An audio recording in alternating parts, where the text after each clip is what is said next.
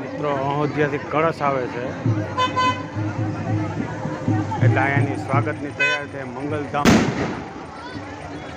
જોરદાર તૈયારી છે મિત્રો.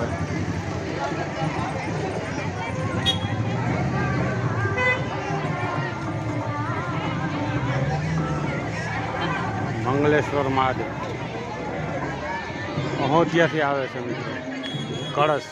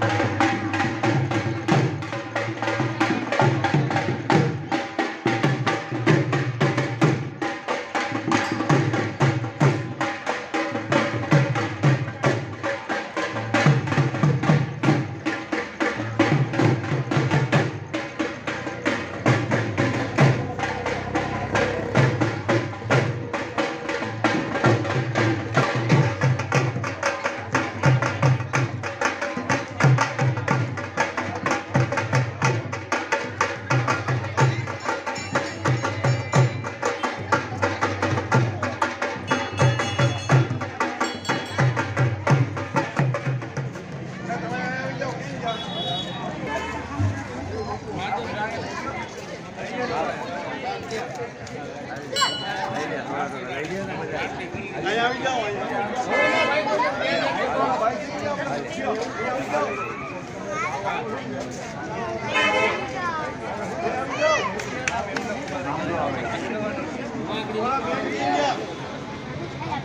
કોણ આપણે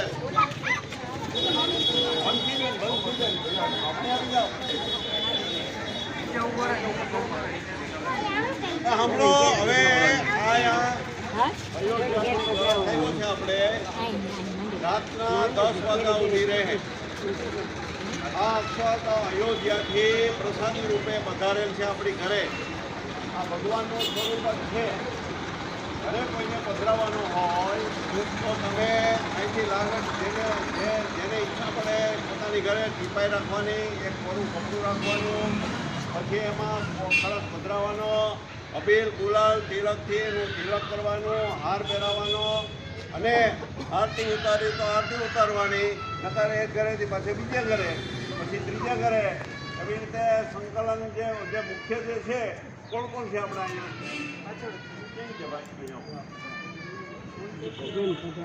આ ભાઈ જે છે અને બેન, એ બેન છે ને સંકલન કરશે. તમારે એને પૂછવાનું કે ભાઈ મારે પધરાવવાનો છે, તો એ આ પડે તો આમ ડાગેથી લઈ શકો. 10 વાગ્યા સુધી તમારે છૂટ એની ઘરે પધરાવવાનો હોય.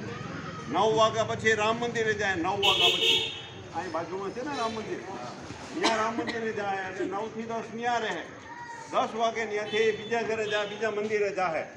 હવે આ બાબતમાં કોઈને પૂછવાનું હોય તો પૂછો. પછી 22 તારીખે 22 જાન્યુઆરી જુઓ, તે દિવસે રામ જન્મભૂમિનો પ્રાણ પ્રતિષ્ઠા અયોધ્યા મુકામે છે.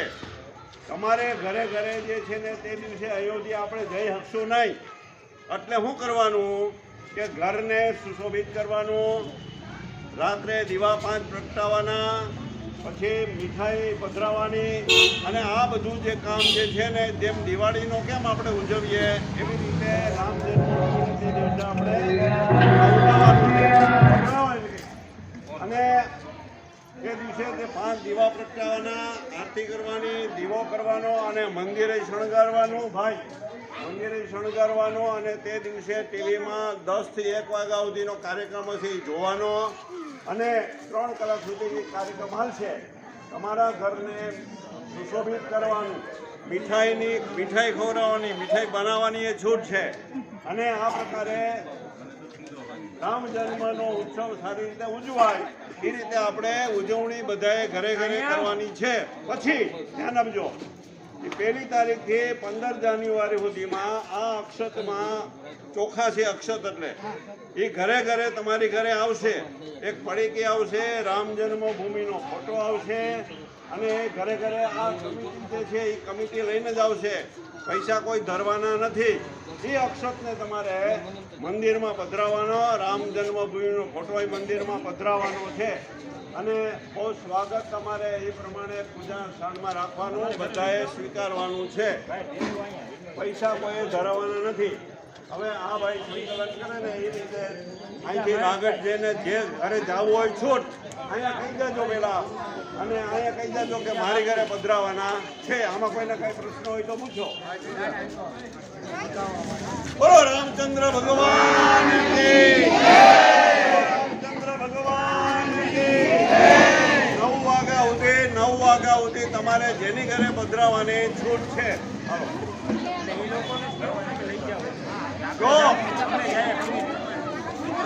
જો તમારે પધરાવાનો હોય તો ત્યાં પધરાવું.